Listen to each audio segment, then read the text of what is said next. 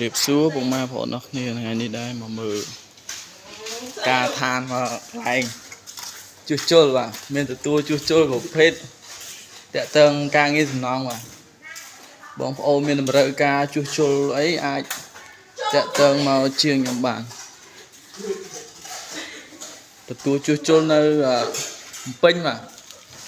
ក្នុងភ្នំពេញខ្ញុំទទួលជួសជុលអស់នេះផ្ទះជាងផ្ទះជួលនោះមានមកបន្ទប់តែជួលមាន8បន្ទប់បង8បន្ទប់បាទផ្ទះជួល8បន្ទប់បាទអត់ទេចូលអានមកបាទនេះយើងជួសជុលថ្មីអញ្ចឹងបងប្អូនយើងវាយហើយយើងរៀបអត់រៀបអីហើយយើងចាក់សាច់ចាក់អីថែមអញ្ចឹងព្រោះវាលិចទឹកអញ្ចឹងបងប្អូនវីដេអូមានប៉ុណ្ណឹងបងប្អូនចង់ជួសជុលហើយអាចតាក់ទងមកខាងជាងខ្ញុំបានទទួលជួសជុលនៅក្នុងរាជធានីភ្នំពេញហ្នឹងបងប្អូនអរគុណវីដេអូមានប៉ុណ្ណឹងបងប្អូនអរគុណច្រើន